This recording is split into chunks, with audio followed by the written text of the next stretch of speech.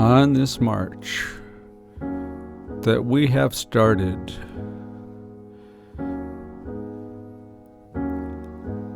all in lockstep with the pandemic, where it becomes digital or bust. We tend to forget that we have left great sways behind, and I'd like to go ahead and read off a few statistics that I found on the subject. I'm going to start with schooling. First, some stats out of the United States, where they stated that 4.4 million households with children don't have consistent access to computers for online learning during the pandemic, and 3.7 million lack internet access. So I ask you the question, how are they supposed to learn? Now, I don't need to remind you how long this pandemic has been going on. And I'd be very curious to see what the stats are here in Austria, tied to the number of students that just haven't shown up in a year.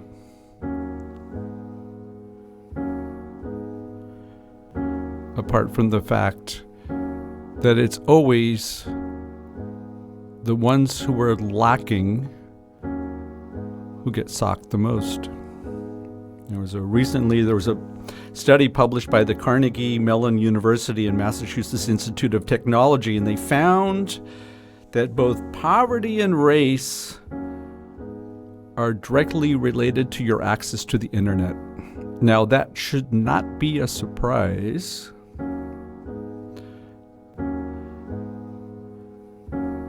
But we're more concerned about so many other things. Another statistic for you, I heard recently that there are 3 million in the United States that simply have not been part of the school system for over a year. And I suspect that number directly correlates to some of these statistics I just gave you. According to UNICEF, 2/3 of the world's school-age children have no internet access at home. 2/3, that's 66%.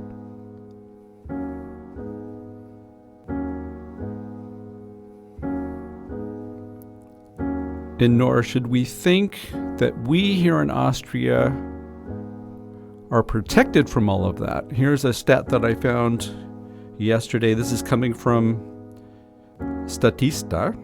They claim that 10% of all homes in Austria have no internet, and this is going back to 2019.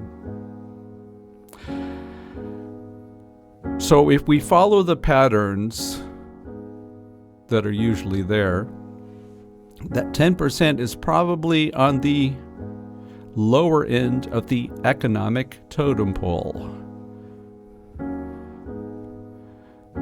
And I'm going to make a general assumption, you may disagree with me on this, that they're going to have some school-age children within that 10%.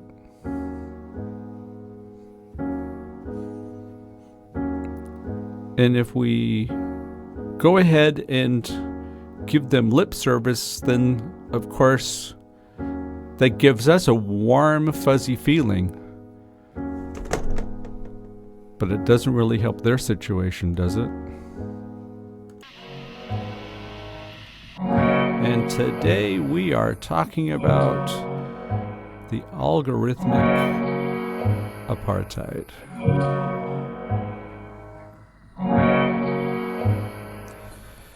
And of course, this condition is not limited to those that are in school. No. We understand the differentiation all too well, and we tolerated it for a number of years simply because we felt, we need to go ahead and make progress. And so we had our online specials trying to entice people to go ahead and use the internet for something productive for a change, like buying something.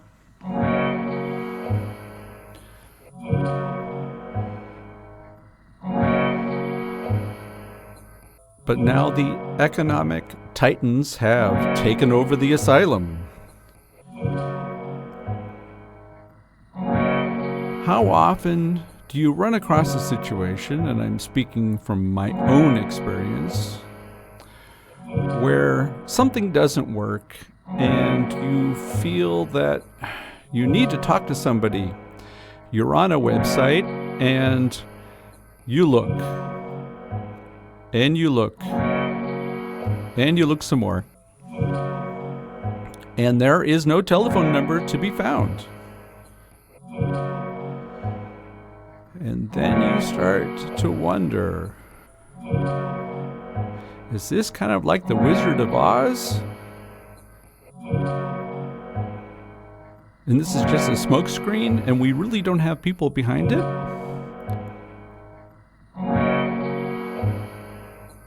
Because that human contact is sorely lacking.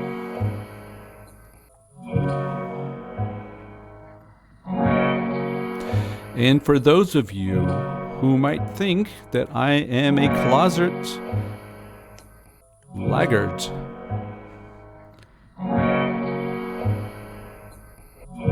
in trying to deny the fate of progress, a Luddite, so to speak, that couldn't be farther from the truth. But in comparison to a number of others, I believe that technology is here to serve us and not necessarily the other way around. So I came up with a couple of examples of things that we are confronted with today, and I would like you to go ahead and close your eyes and imagine this particular situation not as how you would deal with it, but rather somebody who perhaps is not necessarily as fortunate as you. Okay?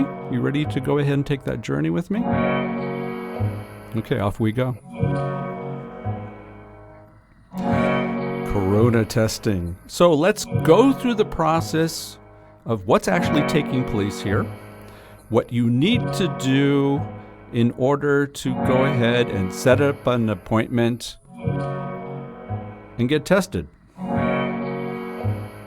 Well, first off, we are assuming that everybody has internet access. And as I mentioned earlier, we know for a fact that 10% of the Austrian populace does not.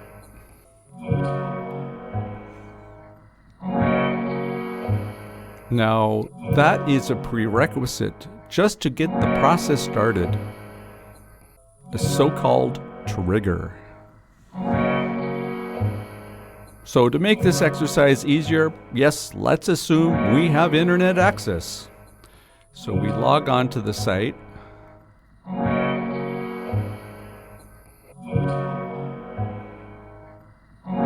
And they require for us to register. So we have to think up a user ID and a password. Now, for those of us who are familiar and in fact are severely afflicted with the potpourri of various passwords and user IDs that we have, then that's no great surprise. And of course, I shouldn't forget, we're making an assumption that you have an email account, because they need to go ahead and validate that you are you. And that's the only way they could do it, is by sending you a message via email. So that's hurdle number 2. Congratulations, you have an email address and you are able to come up with a user ID and passwords. You can go to the front of the line. But no, we're not finished. That is just the key to get you into the door. Now we need to go ahead and arrange our appointment.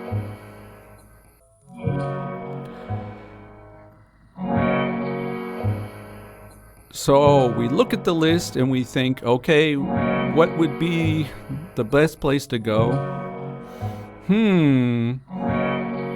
Let's assume that I have problems walking. Take a look at that list that requires you to go ahead and spend a lot of time on your feet. And let's assume that you're elderly, not necessarily familiar with the internet, do not have a computer. Let's say you don't even have a smartphone. And now you need to go ahead and spend 15 minutes on your feet. Okay, let's leave that one to the side for the time being. So you've bit the bullet and have selected a place where you will be tested. Congratulations. Then you are assigned a QR code that is to be read by those on the other side who are responsible for the testing.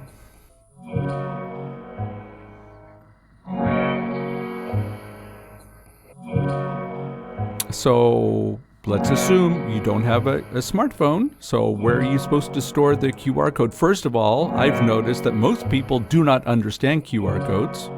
And I'm not talking about just the elderly. So you don't have a smartphone. You do not have a printer to go ahead and print out that QR code. What are you supposed to do?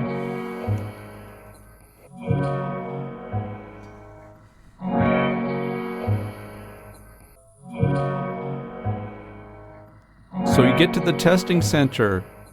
They check your QR code.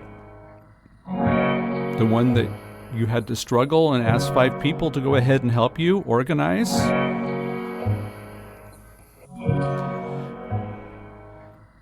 And you go through the exercise. And thank goodness we just tested negative.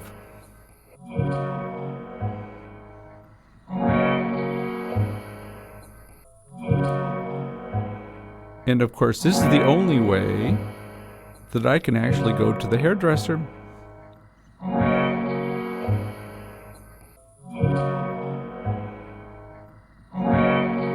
So this is all part of the model.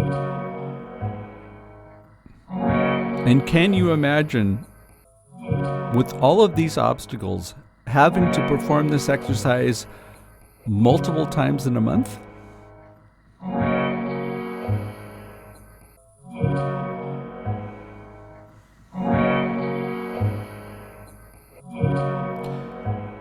And the real problem is that certainly the powers that be think this is okay.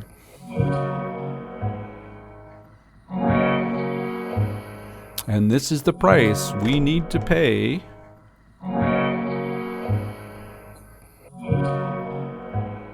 for trying to get out of this terrible pandemic.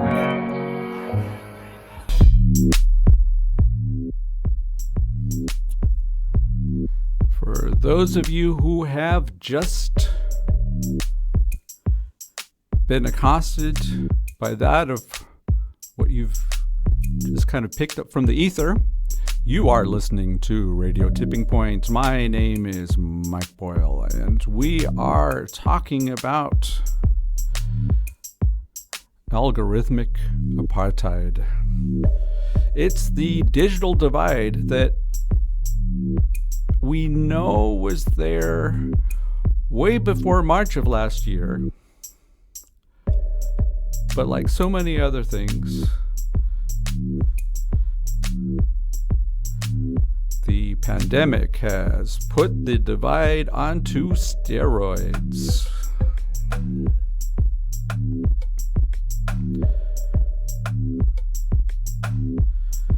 So let me give you another example of that digital divide. Banking. So it used to be that you would go and talk to a human being.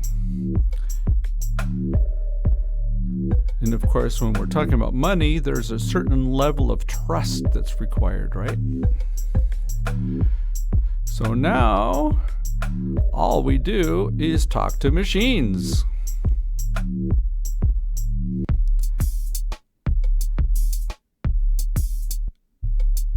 And it's only a transaction at the end. Put in your PIN code, give the amount, and out comes the money.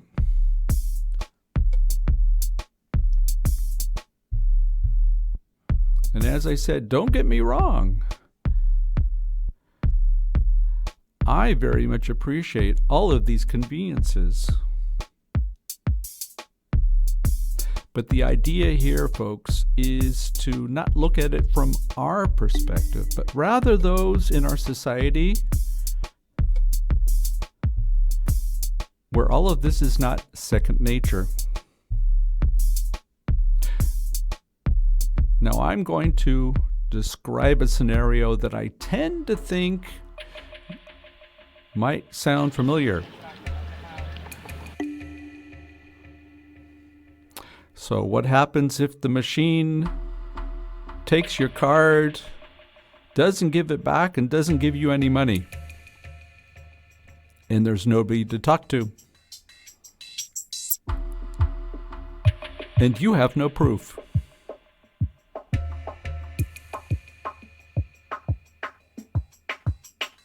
Now, I would say that would be frustrating enough, certainly for me, and I suspect for all of you. But think about the situation for those of us, those in our society, who struggle with such contraptions like an ATM.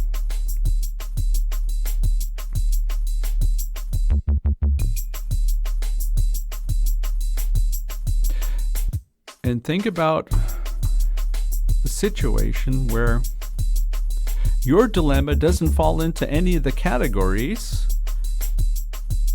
that's supplied to you on the menu.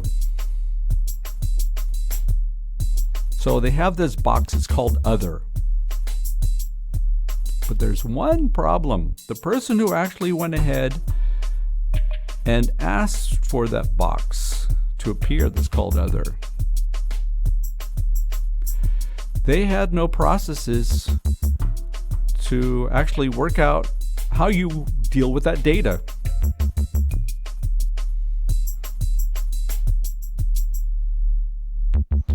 So I could feel the frustration building.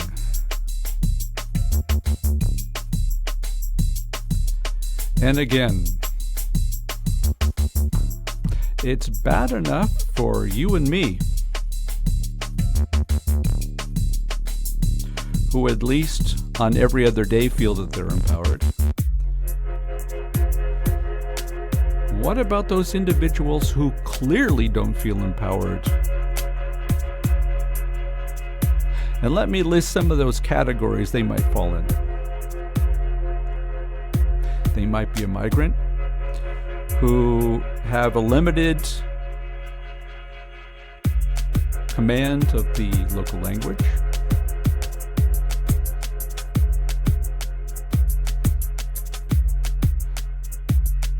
Perhaps they didn't necessarily have the same education that we were lucky to have gotten.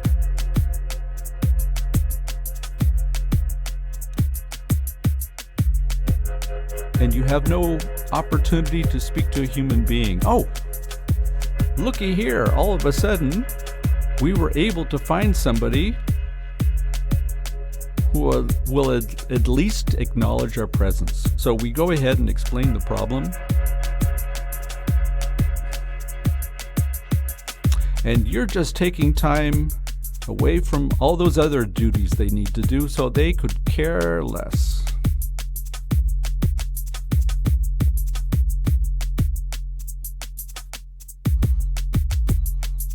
So that's our technology solution. Great.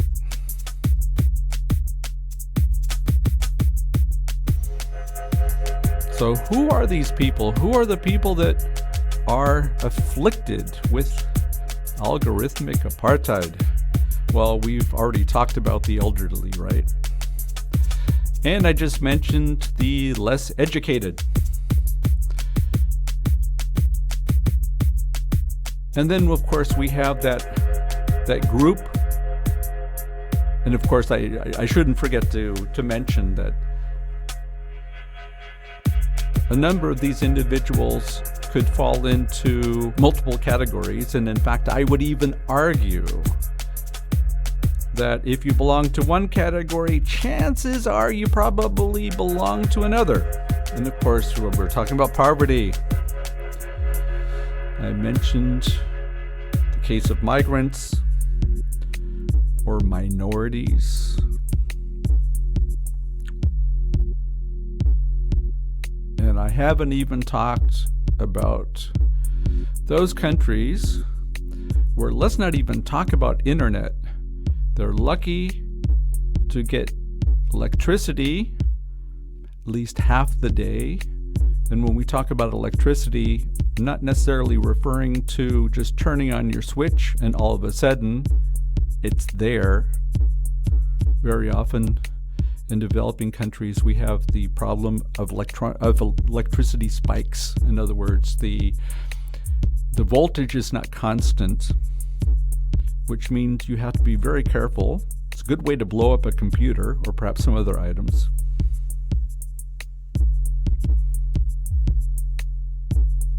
So let's not even talk about the internet, shall we?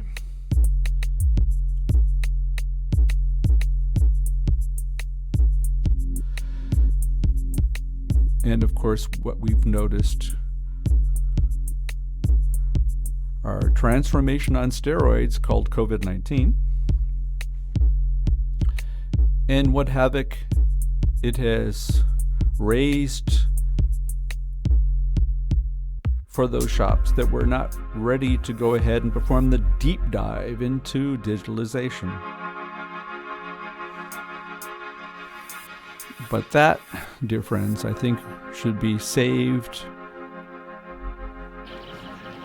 for our COVID post-mortem. You are listening to Radio Tipping Point, and our program today is about the digital divide.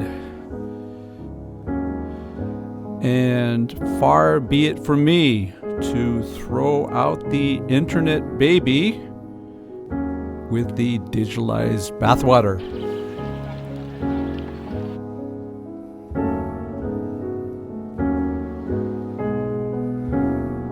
Me and the internet, we go way back, way back. Go back so far to the days when I had an email address and nobody to write to. So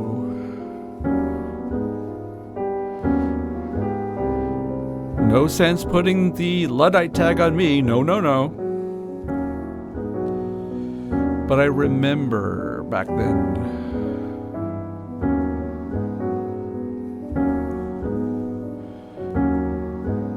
And it sounds quite quaint today.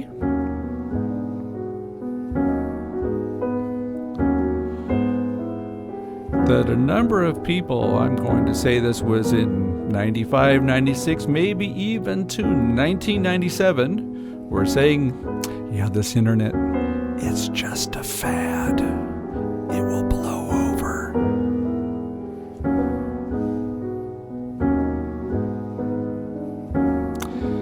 And so a number of laws were enacted to help kind of give it a booster shot. But I might be wrong, and you can correct me. But I tend to think this thing is no longer a fad. Wouldn't you agree?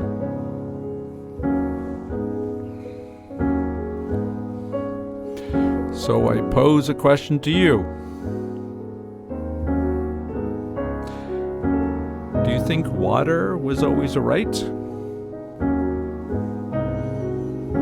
That everyone had right to running water? And of course, I am referring to those of us who have the luxury.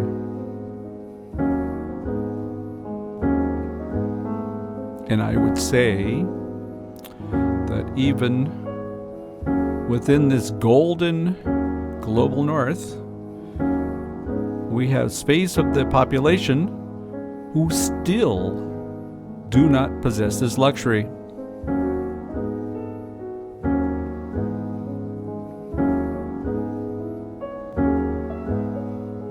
But for simplicity's sake, let's assume that this is a right that's more or less been bestowed upon us.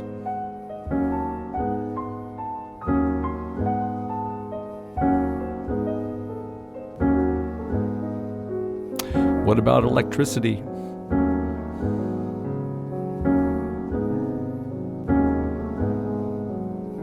Was electricity something that everybody immediately always had access to?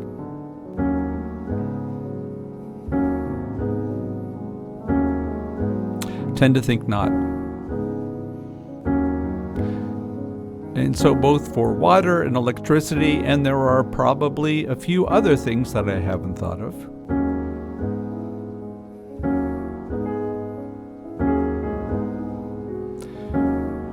That eventually we decided within our society,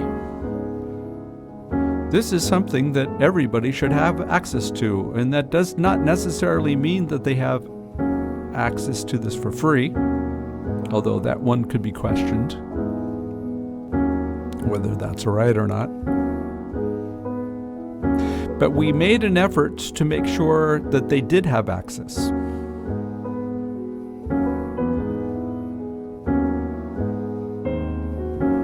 Could you imagine a world where we made the claim, we made the assertion, we took the stand that the access to the internet is a right for all? What would that do? What effect would that have for everyone in society? Well, that's one easy way, at least from a technical perspective, to get rid of this digital divide, right? Now, I'll go ahead and tell you a story. It's now 40 years ago. I landed in Hong Kong and was amazed to find out, and of course I didn't quite get it in the beginning, and I have no idea what the situation is today, although I tend to think once you've gone ahead and made such a decision, it's very difficult to change it. But to telephone within the colony, it was a colony at that time, was free. That means you can talk to anybody else in Hong Kong and it would not cost you anything. I'm not quite sure what the rationale was. But at first, it didn't quite click. I saw these telephones lying around and people just picking them up. And you would be in a business and I would think, well, perhaps they know the owner of the shop. But then I figured it out.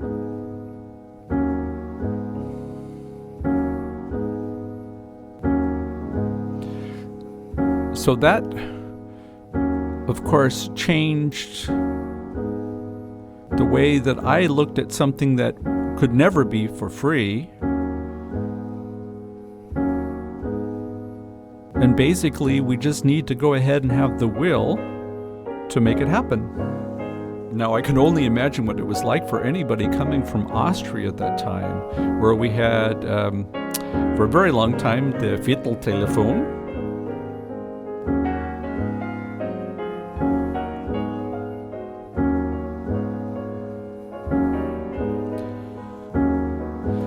And of course, that's not going to solve the issue completely for the elderly or the less educated, or it won't get people out of poverty, that's for sure. But maybe, just maybe, it might be the first step that's required for us finally to make some progress.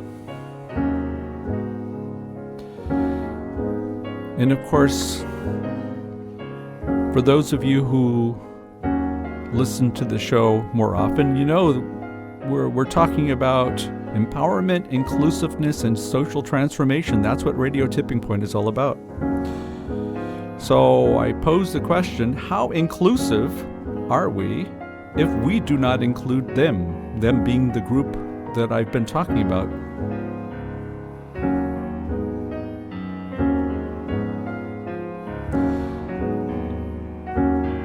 And in closing, I'd like to go ahead and give you all a challenge. That being, can we collectively come up with programs so that this group, which is actually much larger than we tend to want to acknowledge, let's put it that way, can't we come up with programs so that they can feel empowered?